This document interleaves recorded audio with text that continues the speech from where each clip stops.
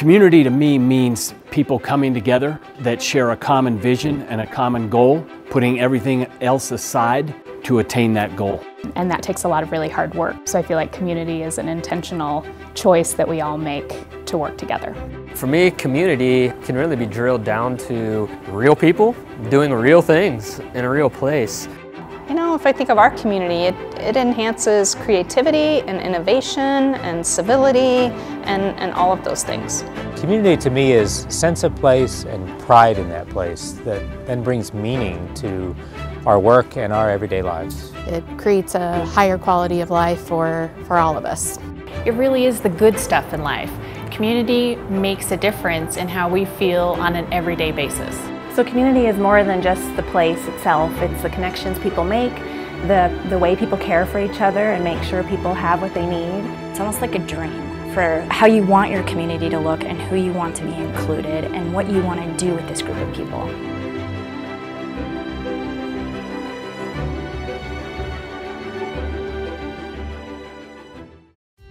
I think community is important because we all have to live together, and if we can talk to each other and solve problems together and work with government, work with different groups to figure out how to live together well and make that work, that's what makes community.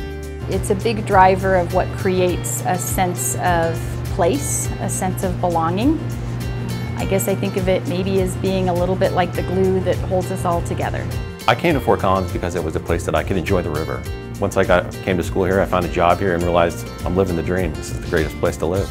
I really enjoy the feeling of downtown and the Old Town neighborhoods. I really like our natural areas and our green spaces, and there's always a lot for me to do. You know, I like to bike and I like to hike, and there are just a lot of opportunities to do the things I enjoy.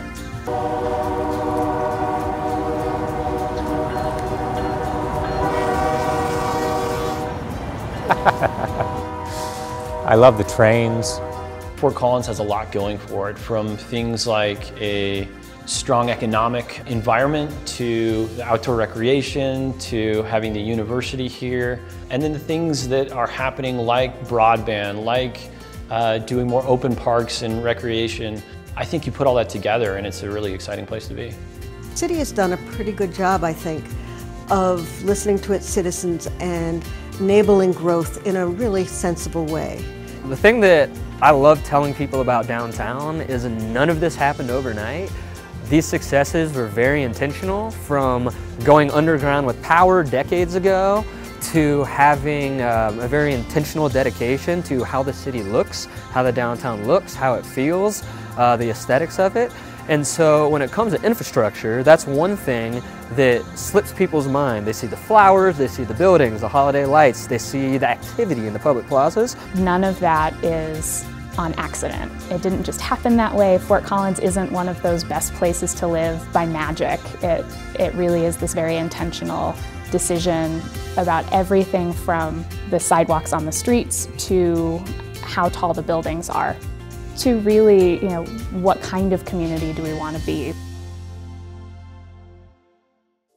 Some of the previous updates to City Plan back in 2004 and 2011 actually identified parts of the community that we thought were likely to redevelop over the next 10 to 20 years. One example of a part of the community that's changed a lot in recent years is the area around North College. I've looked at this specific lot my entire life, and I never thought that anything would ever move up here because it was like, you know, there was no sidewalks. There's just like the road went off into gravel and you couldn't walk up here. Now that there are basic infrastructure needs are met up here, it provides the opportunity that you can do any kind of business you want. And I think we can see that that's starting to happen. There are new businesses there that weren't there just a few years ago, and I think we'll see with this current update of City Plan that an emphasis on areas of the community that might redevelop, like North College, will continue. City infrastructure and amenities are very important. Everything from transportation and roads, right? How you get around point A to point B. Making that experience flawless, easy to access, and kind of logical too. So wayfinding, how do we get guests from point A to point B? All of those things work together. So sometimes it's behind the scenes like streets, sometimes it's out front like the Fort Collins Museum of Discovery, but they all work together in tandem to make that experience very, very special. The city emphasizes transportation planning and traffic management because mobility is a really important component to the success of a community. I think one of the neat things about the city of Fort Collins is that transportation planning is accomplished not just in a small vacuum amongst a group of planners, but rather as this really large collaborative process between a number of different departments and the community as a whole that provides the vision of what we're looking for. 2018 was a year where we undertook a number of transportation improvements, both large and small. Perhaps the largest one, or most visible one, would be the reconstruction of the intersection of College Avenue and Horsetooth Road. That was a multi-million-dollar project, a complete rebuild. It included a bridge and a number of pedestrian and bicycle enhancements, as well as lane improvements. Some of the other improvements that we've seen from 2018 included the implementation of the first adaptive signal corridor along Harmony Road. The second corridor will be Timberline Road coming up in 2019. We've begun the update to the Transportation Master Plan, and we've been working on completing the low-stress bike network, and that also included putting in the protected bike lanes on West Mulberry this past year. This last fall was the second full year of home football games at the new on-campus stadium, and we spent a large part of this year trying to refine some of the initial transportation plans that we used in the inaugural season. When the stadium initiative took place, we had some critics in our community that voiced their displeasure with the city as well as Colorado State University. Really, we sat at the table, the city, the community, and Colorado State University, and said, we're going to put the best and the brightest, we're going to solve these issues, we are going to use this as an opportunity to say, this is how our community works together. And then let's be able to show that to the region and the nation and say, this is how a university, a major university, and a city work together to solve challenges and make them take advantage of opportunity. I think the reality is that the community is really the driver that helps to create the common vision for what we're looking for. And we're lucky that we've inherited a really great legacy of planning, so we get that privilege of doing that. And then our responsibility is to continue that, that tradition, that ethic as an organization, a community, to carry that forward for future generations. Our water supply and the high quality of that supply is a key economic driver for the community. So many of the businesses that are attracted to our community are attracted just because of the quality of the water. And our brewery industry is a great example of that, how they really rely on not us only treating water to our standards, but above those standards to meet their expectations, what they need to produce their high quality products. And so having that infrastructure, that ability to access that safe, high quality water supply is essential to every part of our community. Access does mean different things. It might be jumping on the MAX, right, from South Fort Collins and getting to North Fort Collins, and the accessibility, because yes, we all need different mobility. So what does that look like and how do we accommodate that? The Walnut Street Rehabilitation Construction Project is really a success story of taking something that could have been disruptive and had some uncertainty to it, and really was a collaborative catalyst to bring the businesses, the utilities, and the community together to see how we could make the community a better place, and also make sure that the businesses are taken care of and that the city can still move forward and thrive. This project itself really turned into a success story of how businesses could work with the city, how the city departments could work with contractors, how contractors could work with pedestrians on the street to make outcomes that were favorable for everybody. Residents and visitors like the same thing. So when we plant those seeds, when we work on those foundational qualities, whether it be transportation, whether it be great pianos around town, whether it be, music that we experience in and out of venues, all of those things tie together, and so that art and culture component just are seamless in how they present for both visitors and residents. For me, arts and culture is what makes a community unique. whether it's your public art that is helping to define spaces and create destinations, or it's your performing arts centers, and it's music on the streets and the festivals that we have. That's what makes us really unique in so many ways. So about a year ago, we embarked on an arts and culture master planning process. We call it FOCO Creates. City plan's looking at the city as a whole, and we're kind of looking at arts and culture and how it can influence the city as it grows, but also taking a deeper dive into what arts and culture can be. The gardens started as an idea 30 years ago, and we opened our doors in 2004. And so it's taken some time to get to where we're at, and it's just exciting to see the original master plan that was designed in 2000 about to be completed. So we're adding 5 acres of new gardens, which includes the Great Lawn, a Prairie and Foothills garden, and a xeriscape demonstration garden, as well as our visitor center, which starts construction in January of 2019. And that's going to add a community meeting room, a conservatory that's going to be operated as a North American Butterfly House in partnership with the Butterfly Pavilion, and we're so excited about that partnership and collaboration. I think Fort Collins offers a lot for a very diverse group of people. It's not just the tech industry, it's not just recreation, it's not just kind of a small to medium-sized town where you can have a family. It's all of those things together. One of my favorite things about Fort Collins is the wide variety of recreational opportunity that we have today. The new Whitewater Park is going to be a great addition to the abundance that we already have. This project really has 3 faces. It has the face of recreation, obviously. It has a face of conservation, as well as it has a stormwater implication. It's also going to let people enjoy the river. It's a place where people can gather. We've never had that kind of achievement of bringing all the people to the river. This project will certainly bring everyone to the river, and it will be one of the coolest places to hang out in town.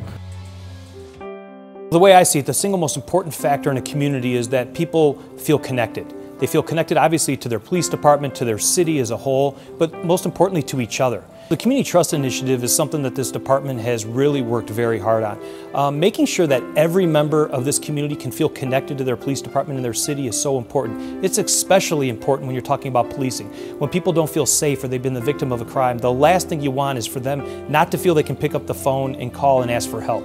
Para mí, tener sentirse las familias seguras, creo que eso es algo de lo más importante que tenemos que lograr tener en esta comunidad. Hemos tratado también ya de tener contacto tanto con el Departamento de Policía, con el Departamento de la Ciudad de Fort Collins, en trabajar en diferentes cosas con ellos mismos y que empiecen a escuchar un poquito a la comunidad. No nada más el pensar lo que nosotros queremos que suceda, más que todo que las familias traigan sus comentarios y que eso lo logren hacer, porque eso creo que es algo muy importante en nuestra comunidad, que sean escuchados. Okay, here we go, Michael! Roll it in there! So specifically, some of the things that we've been doing is making sure that we go out to the community. You know, it's one thing to say that just call us and we'll come, but getting to the point where people feel comfortable, we have to bring it to them many times. So we've been going out and having barbecues, having cafecitos, where we have this conversation, we have coffee with the cop, and then we have the cafecitos where people can come and talk in Spanish and have the questions that they want answered. And again, many times it's just more about building that relationship. I mean, I saw the change right away in the first cafecito we had with them. That I just saw their hearts opening up and their minds changing. But the cool thing was I saw that on the police force as well. And I do feel like the message is getting communicated, and it happened to be started off by our city council. So that was great.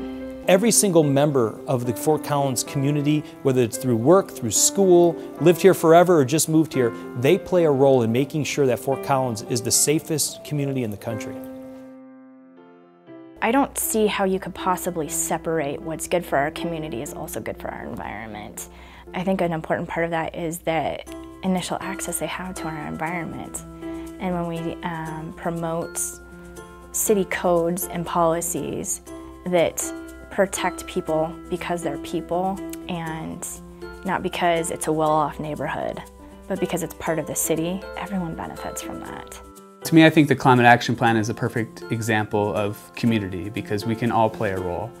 And I think messaging from the city is extremely important, that we each of us as Fort Collins citizens can have an impact on climate change. Something that Fort Collins can really hang their hat on is the fact that we were recognized at the national level with the Bloomberg C40 award, and we're the smallest city to receive that award for our efforts in our climate action planning. We can take that single action of energy efficiency and bring so many different benefits to different stakeholders in our community, different groups. From the low and moderate income residents that are living in rental housing, they're going to see improved health and quality of life through the improvements that happen as a result of energy efficiency. Property owners see improvements in their value of their assets that they have. We're creating small business opportunities for contractors to complete the work, public-private partnerships in the investment and financing of that work that needs to be done. And then we could kind of say, oh, by the way, we're also reducing carbon emissions and helping the environmental footprint of our community. I think the Bloomberg Award really shows that Fort Collins is being a leader in this field. That Fort Collins, by being the smallest city to receive this award, is taking a step to be the leader in climate change in this nation. So Fort Collins is a great community with many things that are going really well in our community, and there are still some really significant challenges for us to be looking at, to be striving to do better. Some of those include affordable housing. It's one of the top answers we get in the community survey every year, and we know affordability of housing for many levels, but especially the lowest income earners, is very hard. And what is interesting about housing is that it is consistently a challenge for communities, because during periods of economic downturn, you're going to see folks who are experiencing foreclosure, experiencing eviction. During more prosperous times, you're seeing that people are having a hard time affording homeownership. They're having a hard time affording the rent. And therefore accessibility becomes the issue. And so housing is consistently a challenge for communities to really address, no matter what the market conditions are. And so I think it's extremely important that we have a robust community through the nonprofit industry, through the business community, through the strong local government and the faith community as well, to be able to come together, pool our resources to ensure that we can be nimble enough to address the housing issues of the day. And then also, as our community just passed the initiative for mental health to expand in our community. That's another area where more and more people are suffering with mental illness and substance use disorder, and our community has lacked in some areas of those services. And this is, as we're moving forward, a great area for us to work with the county and our service providers to ensure that people have access to mental health services. In the work that I do, one of the things that I look to is how do we as a city, as a community, treat people who are the least fortunate among us. And that includes people who are experiencing homelessness, but it includes a lot of other people who are living in poverty or struggling with various issues. And I think that as a whole, Fort Collins has unbelievable compassion for people who are in need. Every year, just my one organization has over 1,000 people who volunteer over 15,000 hours of their time. That's more time than our staff spends doing the work that we do. When we have over 1,000 students in the Porter School District experiencing homelessness, we can do better. When we have approximately 375 people experiencing homelessness for 6 months or longer, we can do better as a community. When we have nurses, when we have teachers, when we have restaurant and hospitality workers struggling to call Fort Collins their home, we can do better. So those things are difficult, and they're things that we all, as a community, as we mentioned before, need to work on together, because local government can't solve those issues by itself. The community has to, but the community can't do it without local government, so we must do it together. We have to be in partnership with the community to make any kind of impact on these really important social issues. There really is no social issue that the city alone can solve. The city can play an important role, and I think it does, in providing funding, but also in providing sort of the weight of the city, that means something to us as an organization. When we have buy-in from the city, it's easier for us to go out into the community and get buy-in from others. I think that a healthy community is one where everybody has the opportunity to thrive.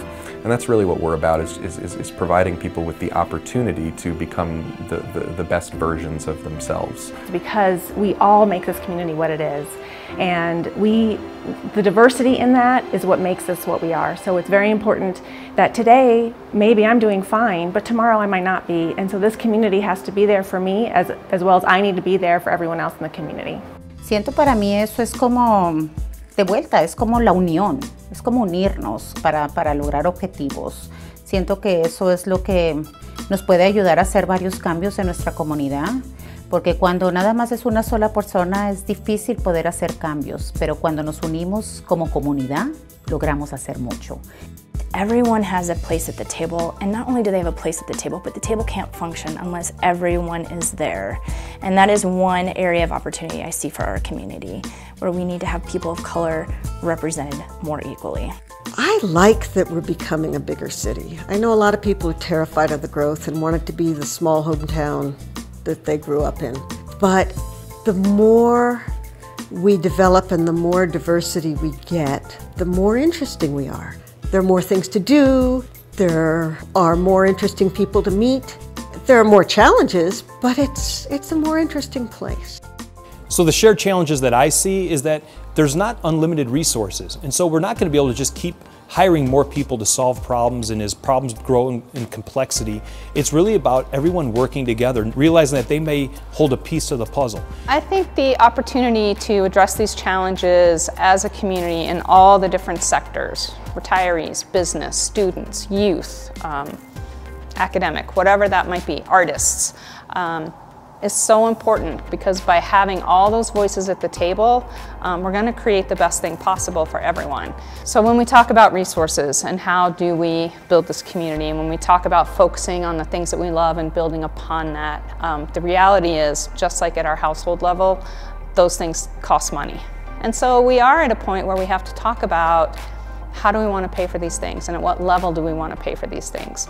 We have a long tradition in this community of voters approving taxes so that we know exactly what we're going to get. We have a dedicated tax for open space. That's a community value, and we've done that. We have a dedicated tax for streets and for capital improvement. Those have been going on for decades. We've seen that residents support maintaining this level of service, to support our fire stations and support our police services and support our parks maintenance and recreation programs, so that we can really provide these amazing things. If you have a visitor in town, think about the things that you want to show them. Think about the things that they comment on, and it's probably going to be something in that package of services. What makes Fort Collins a unique community is that we are willing to take ideas that may have started as wholly aspirational and finding ways to work toward the operational. Many of the programs and processes City of Fort Collins have put in over the past 80 to 90 to 100 years started as aspirational, and this broadband project, though just in its infancy stages, is an example of the city looking into the future and trying to make sure that we have the bones, so to speak, of the foundation to keep growing and maturing. What I love about the broadband project is that the community has the knowledge and power in that conversation. When we put out a call for interest in the broadband citizen group, the amount of depth and knowledge in that citizen group was amazing. And not everyone said, yes, we needed to have broadband, but they were all respectful and willing to learn from each other in the conversation. I started Broadband and Beers as the public outreach channel that I use to get citizens involved, have a direct communication line with city council, city staff. And after that, I was able to develop a really great relationship with city staff and council and kind of create more of a realm within the grassroots, kind of hitting the pavement with it. But we couldn't have done it without the voters. The citizens were passionate, having conversations on Reddit and Facebook, waving signs on Mulberry in College for us that we had never expected them to do so. Things that contributed to not only the campaign, but the entire project, that hundreds and thousands eventually of people finally grabbed onto this issue, ran with it, and just showed their passion from the get-go. Opportunity for access for everyone and being equitable for everyone, I think, is one of the greatest parts about the Broadband Initiative. It gives everyone an opportunity to be at an even playing field in terms of job access, education access, entertainment access, all the things that we enjoy every day. To me, small business is really kind of the heart and soul of a thriving community and city. Any city that wants to grow and succeed should really be looking to foster those small businesses. Being a software company that literally runs off of the internet, anything we can do to have faster, better, more reliable internet is definitely something that is high on the top of our list for us. I think we're very uniquely placed to grow intentionally, to grow in the direction that our citizens desire, and to also have a high-performing city government that can really steer the ship toward the right direction. We just recently were named via Forbes one of the best 14 places to vacation in the US in 2019. I think that demonstrates all of those things we've talked about coming together, and now others are excited about experiencing it.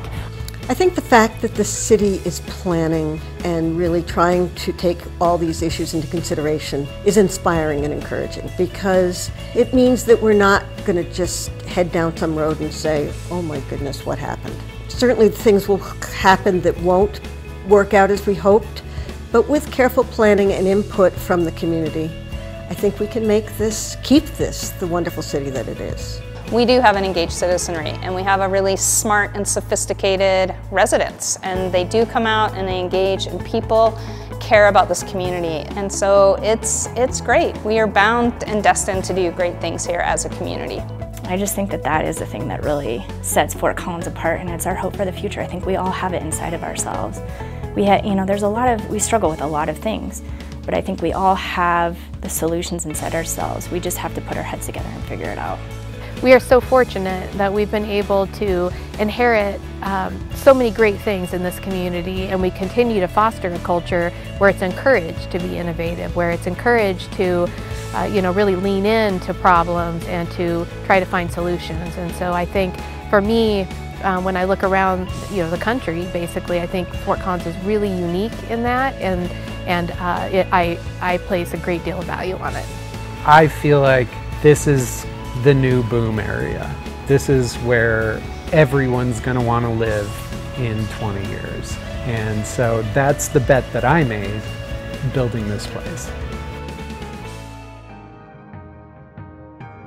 This community is very smart, it's very engaged, a lot of technology, many events that are occurring where people can come together with their city leaders, their police services. If we all work together, I do believe that we can solve some of these big issues that are out there, whether it's drug abuse, whether it's homelessness, whether it's people who are hungry.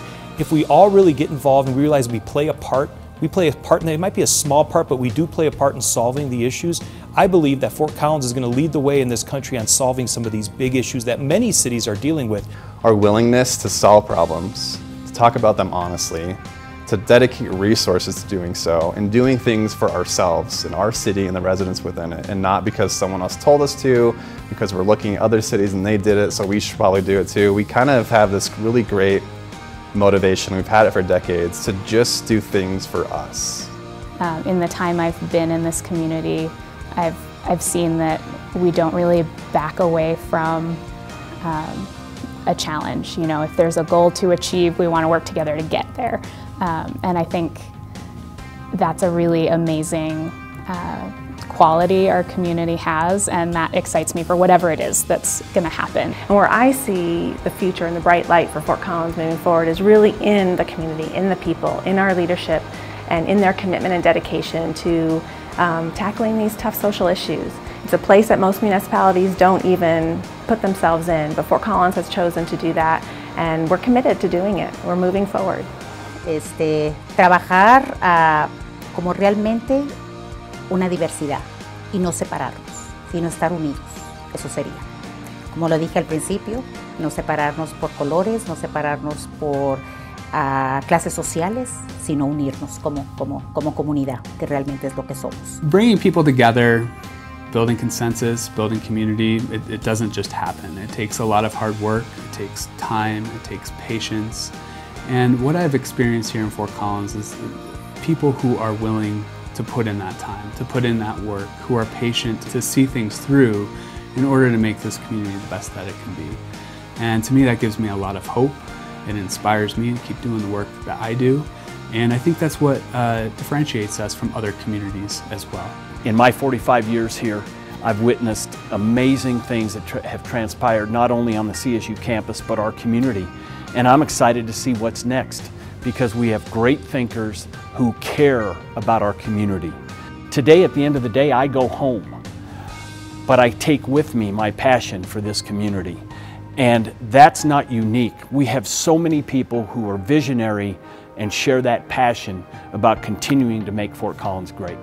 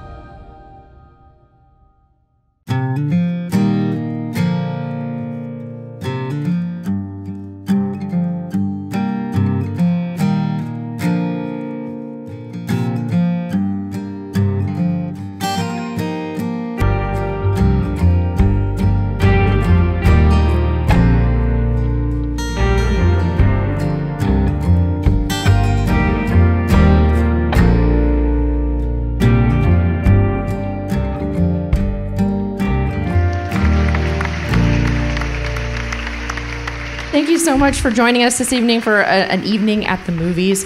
My name's Amanda, and I just want to welcome you all here. And thank you again for joining us tonight. And before we get started with our Q&A, I just want to let you know how we formatted the evening with our Q&A. We have solicited questions from our community over the last several weeks and even into this evening. And so we've got a running list.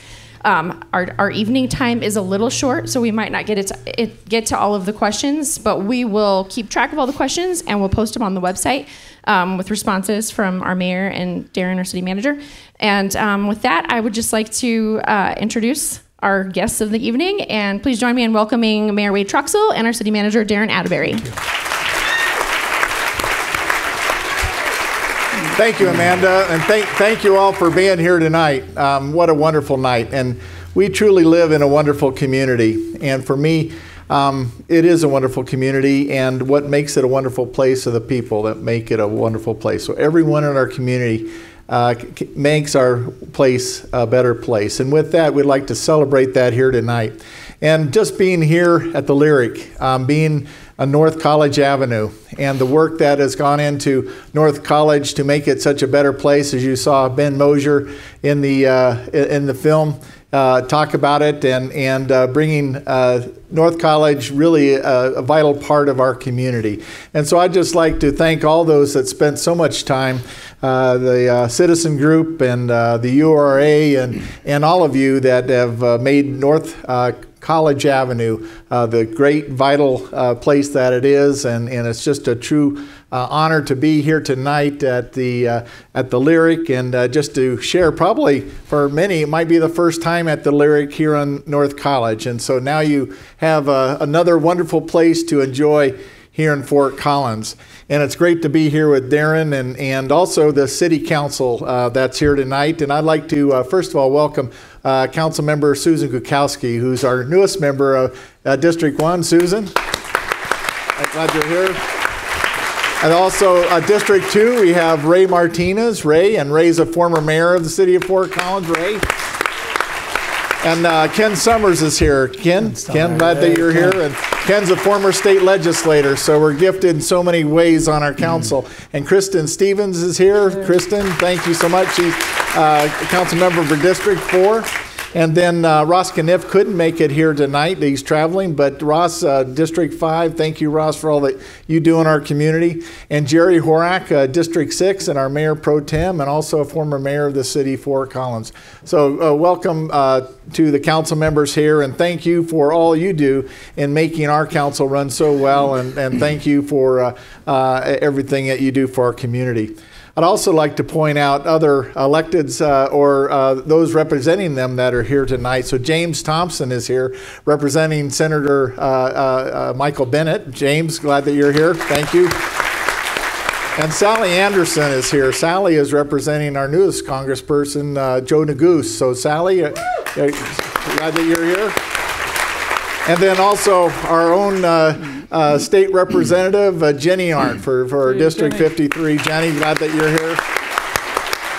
Thank you. And John Kafalis is here. John is our newest county commissioner. John, thank you for being here.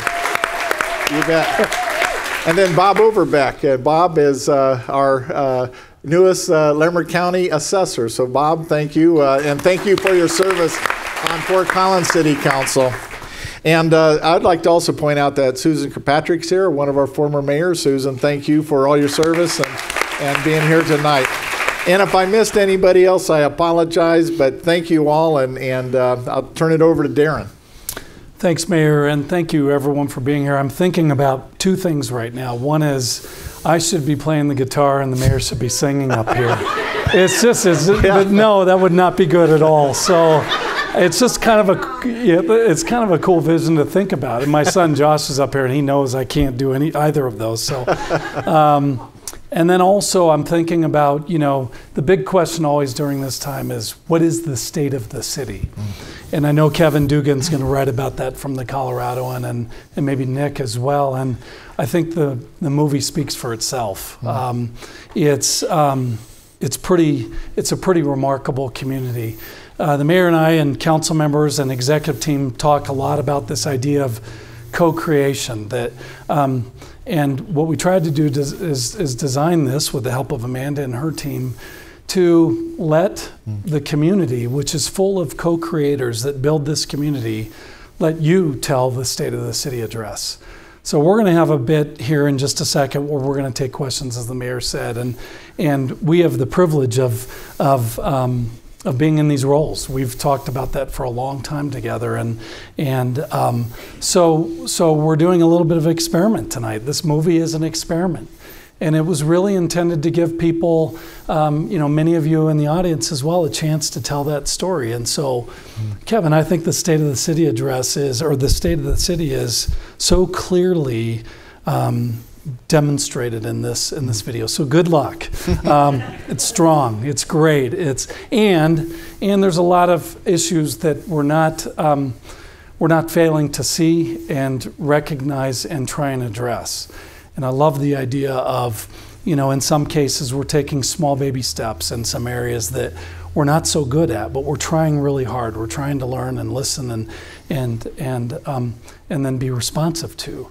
We have a mayor and a council who issues around social equity, which we'll talk about probably in a minute, they're really important issues in a community of 170,000 people that might just grow up to be about 250,000 people in the next 30 years or so.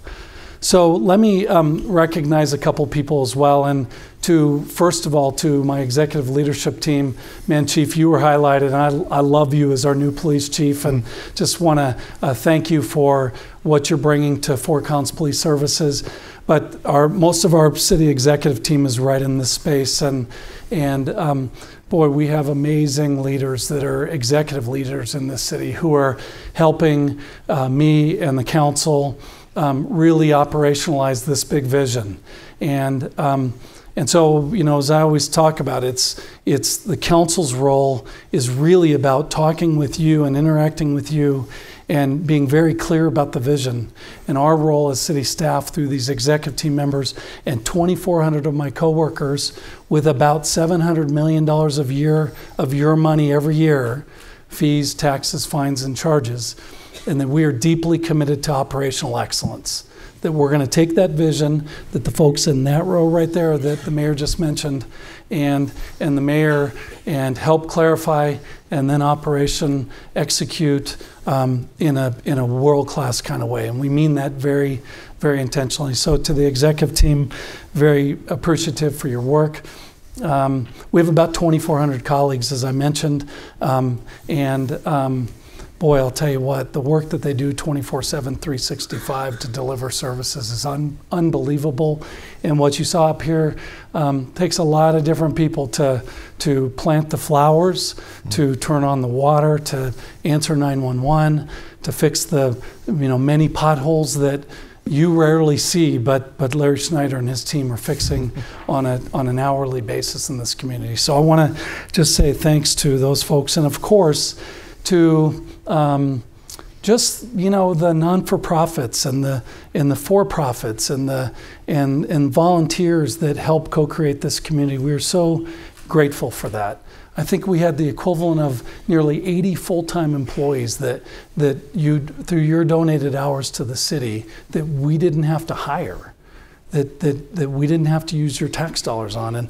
And so we're grateful for that, and we want to be very intentional in saying thank you for that. And then more logistics for tonight. We know that there are 2 other theaters in this room where there are people watching us, and we thank you, and thank you for the folks in this room for being here. We know, and the mayor and I have always said, one of the great things about State of the City Address is we get to tell our story. This is a chance for us to talk about you and talk about this community, and so we're grateful that you're sharing that with us.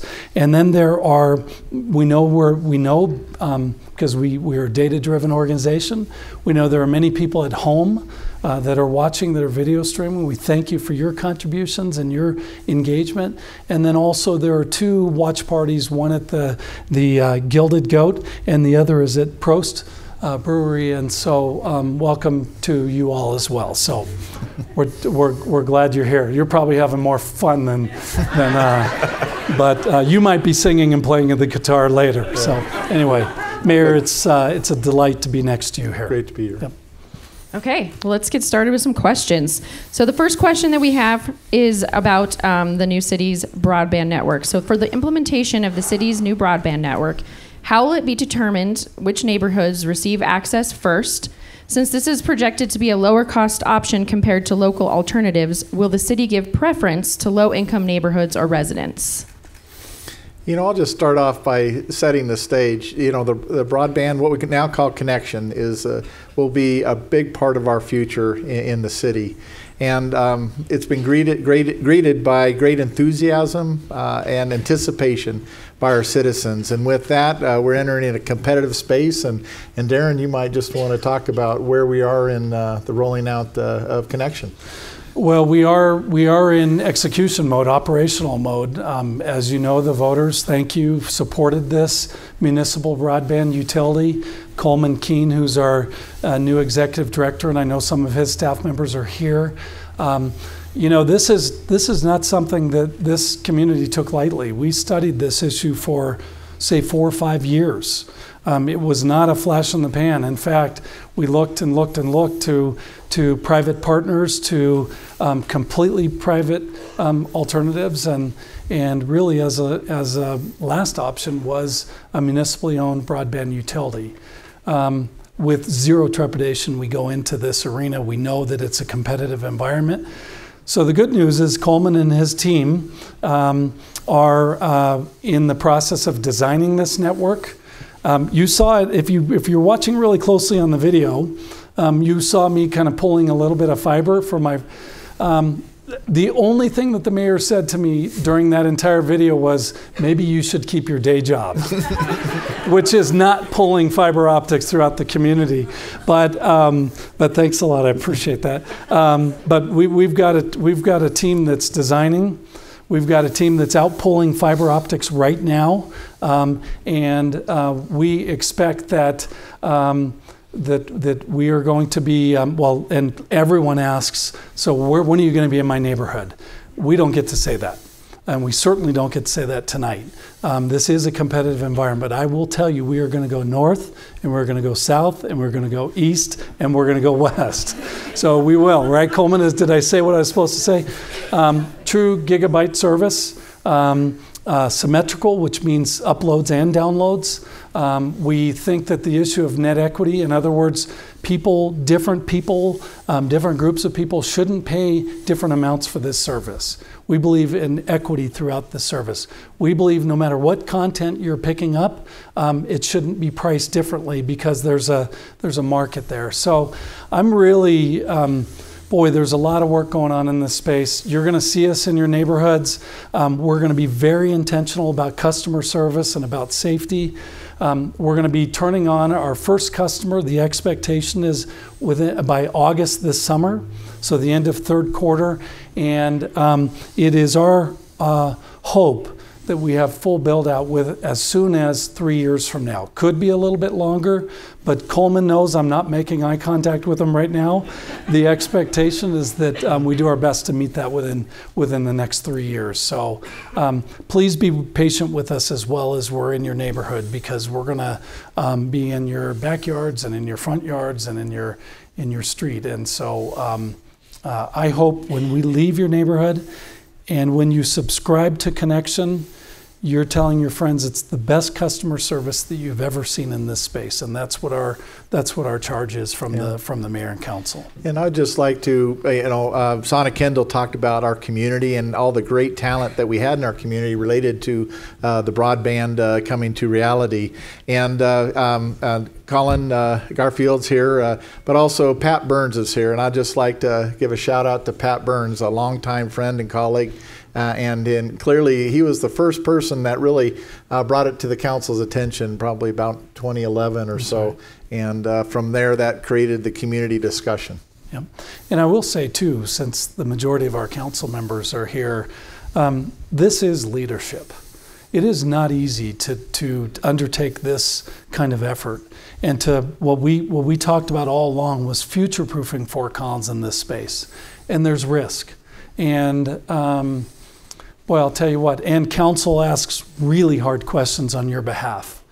And so the 4 years of rigor and study and bringing the best people on board, and I think it's going to generate serious fruit in this community, and we're delighted to have that first customer turned on, and we're going to be intentional about that. You bet.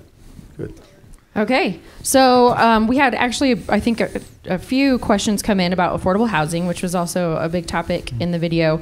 So I'm going to try to combine the elements of all three. But affordable housing, without a question, is one of the biggest opportunities with no clear solution in sight, as the number of affordable units needed is accelerating as new people move here. What are you doing to provide entry-level for-sale residential homes, particularly for residents who have service-level positions? What are some different funding options, and how does U+2 play into that? You know, affordability, as was pointed out, is a very challenging, not only for our community, but many communities. And as I think about Fort Collins, growing up here, it was always a community for all in our community, and for all citizens and all income levels and all ages and so forth. So we still, and we want to intentionally keep that diversity within our community. So affordability is an important part of this community, and making housing be affordable.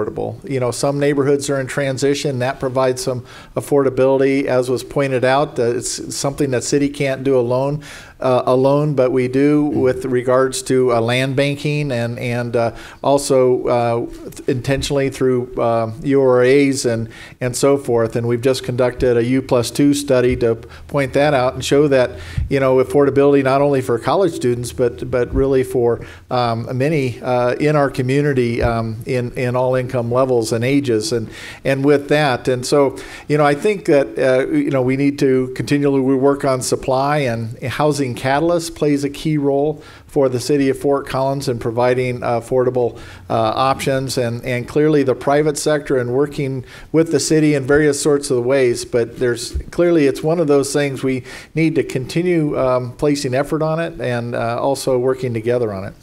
Well, I just would add a little bit. The mayor, you know, it's all about collaboration. The city doesn't build housing. The city helps, is a catalyst. We help fill the gap in the funding gap and the pro formas that are necessary to help support affordable housing, but we aren't at our core competency a housing provider. So the collaboration is so critical. I think that I really appreciated what Beth Souter had to say on the videos. You know, we have, and then maybe this is a little bit insider baseball, but we have restructured the city organization around sustainability services area, where we talk about the triple bottom line. That's the financial health of the city, the environmental health of the city, and the social health of the city. And so Beth, who was speaking, I think, so well about these challenges, and I can't top her. She's fantastic and her team at this. But we have tried to adapt our organization around that from council direction. And I think we're really learning in that space. I think we're really doing some good work. We're learning from best practices around the country, areas like land banking and question around occupancy permits and the nuances there. But it's work that's hard. It's not easy work, and you know, it's a liability for this city. We know that. Not only affordability, but it's the attainability of this community. Can anyone who wants to live here, and that's our biggest challenge. Mm-hmm. Okay, so the next one is about walkability in the downtown area, regarding specifically sidewalks and illumination in Old Town, and are there any plans for improvement? You know, Old Town has been a gem for since the beginning of our community and the planning of Fort Collins, and so our Old Town has always been a wonderful place, and it's only gotten better. And I think of a sense of place that it's only been enhanced. New businesses that have opened, including Ginger and Baker and Union and also the Elizabeth. Wow, what a great experience there. And also thinking about we just recently opened the West Mountain Alley and the extension of the Firehouse Alley. And you think of our alley programs and how that becomes an additional places to enjoy and to walk and to experience Fort Collins in whole different ways. And those are only going to get better. In fact, I think there's 10 more alleys still to be improved. So what a great asset to our community. You know, and I would also like to point out it's simply not Old Town. I mean, we're doing these sorts of things all throughout our community and thinking about the walkability, the mobility throughout our community, and you know, all that's important to living and working and playing and enjoying Fort Collins in so many ways. So I think the efforts that we've focused on in Old Town and downtown, you know, doing that throughout our community and activity centers and those sorts of things are all important to our community. Well, what I think about is just ease of moving back and forth, and we all consider downtown as, you know, just a gem of this community, and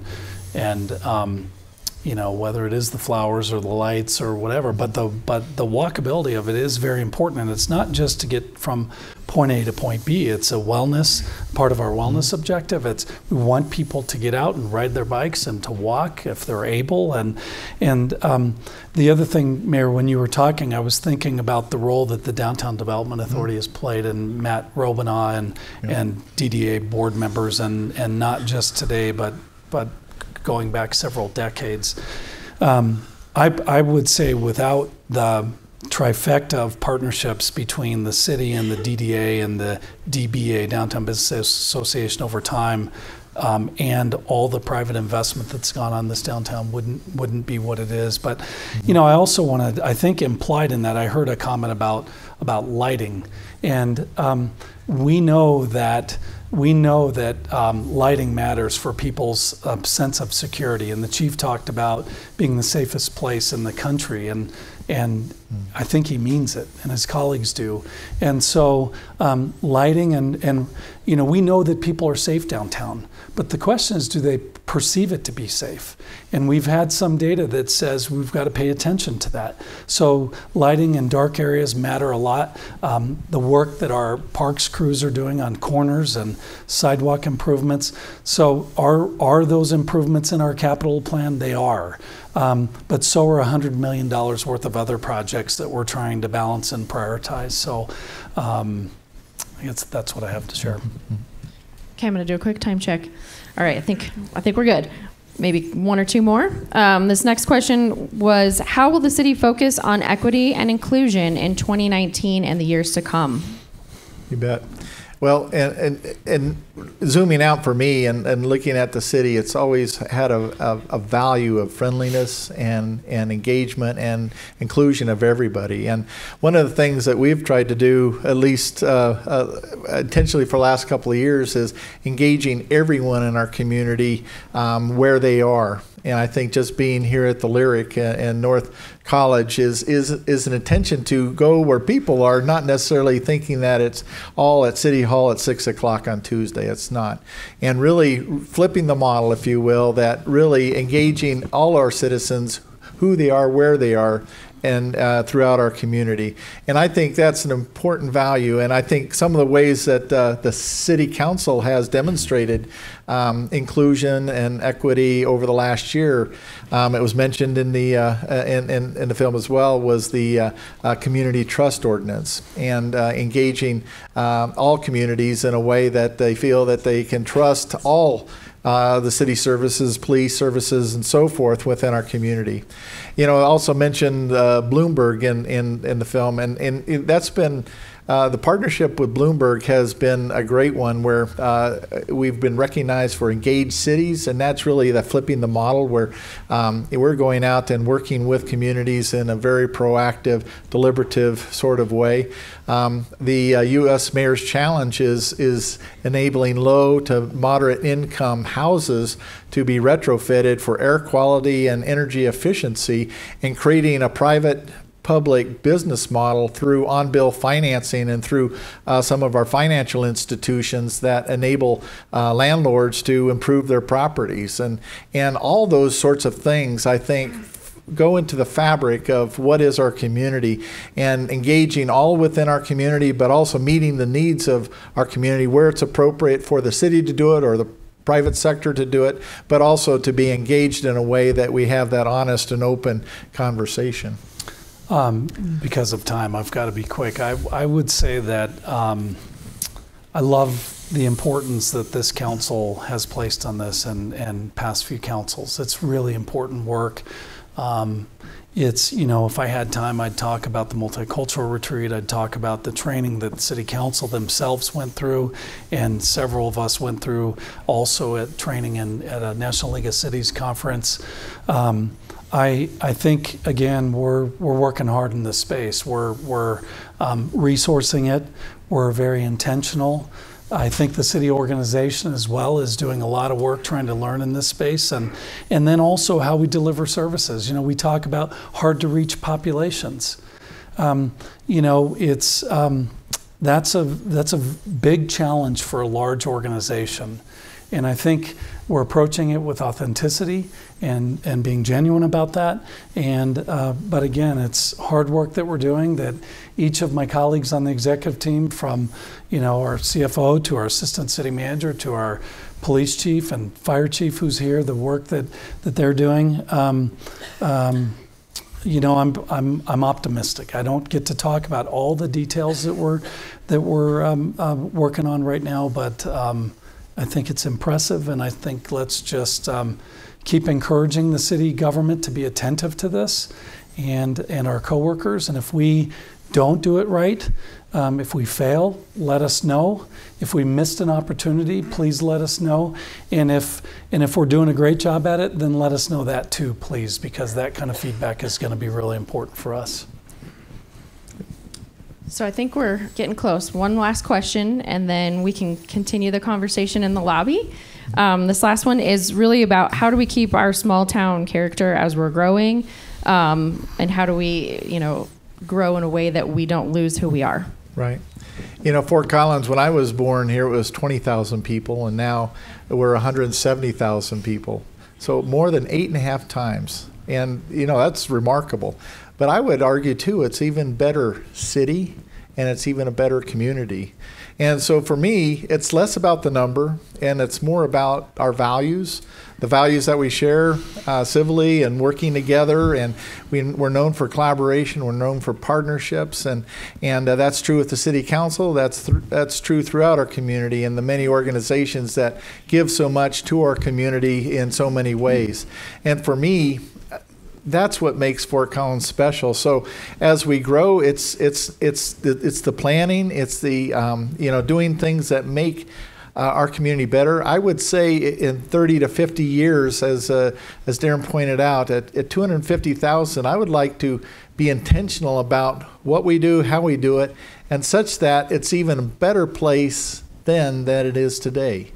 And if we think about that livability and equity and inclusiveness of everyone in our community, and having a vibrant economy and just all these wonderful places, we have the natural environment to not only maintain it, but to enhance it.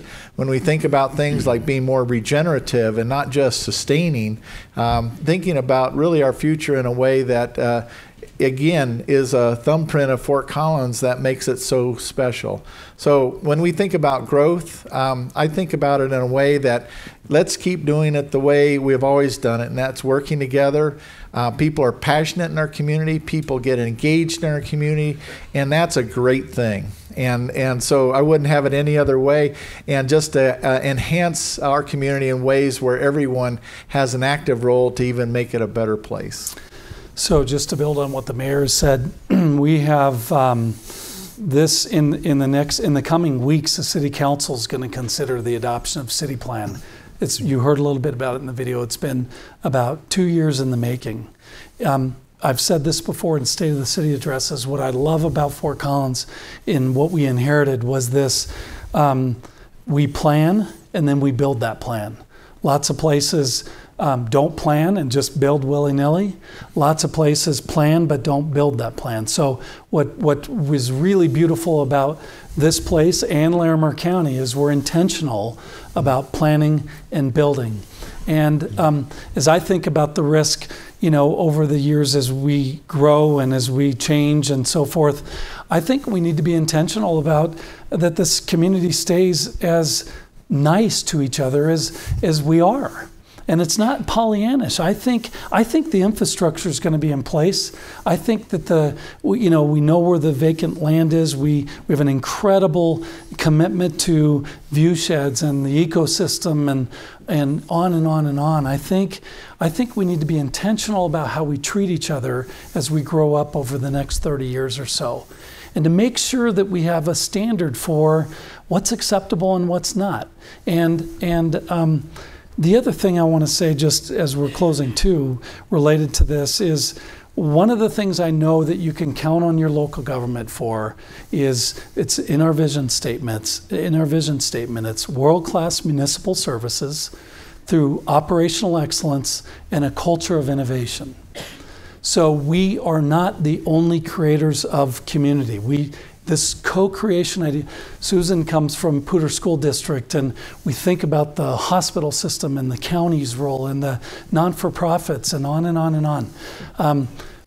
The part that we're committed to, world-class municipal services through operational excellence, time and time again, replicable great results, 24/7, 365, through innovation, through a culture of, in other words, we're going to pop our head up and we're going to look for opportunities. We're going to look at best practices.